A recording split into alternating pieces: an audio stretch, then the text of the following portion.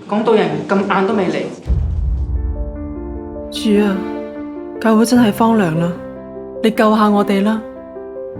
我真係無道可講，不如你哋講啊！我講你真係害人。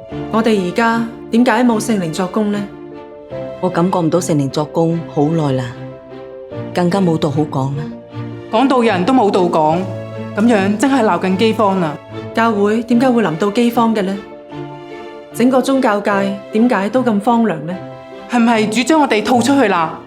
神令宗教界臨到饑荒，目的係咩呢？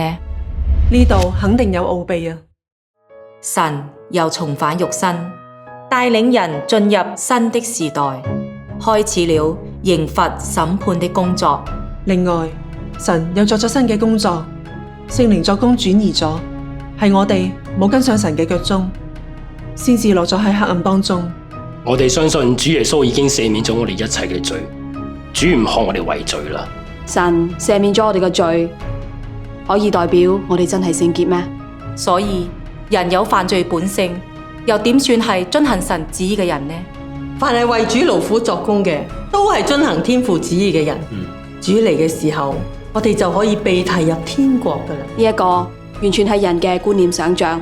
人可以勞苦作工，受苦花費，唔等於就係遵行神旨意嘅人。唔係遵行神旨意嘅人，肯定冇得着永生之道。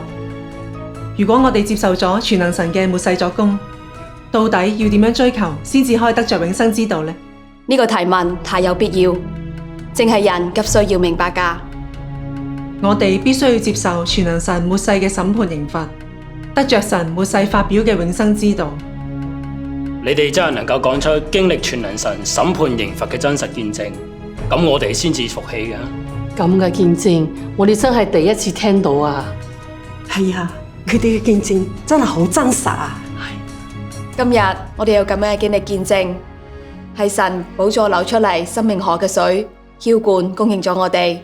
全能神就係察看人心肺腑嘅神，佢將人內心深處嘅敗壞揭露得淋漓盡致。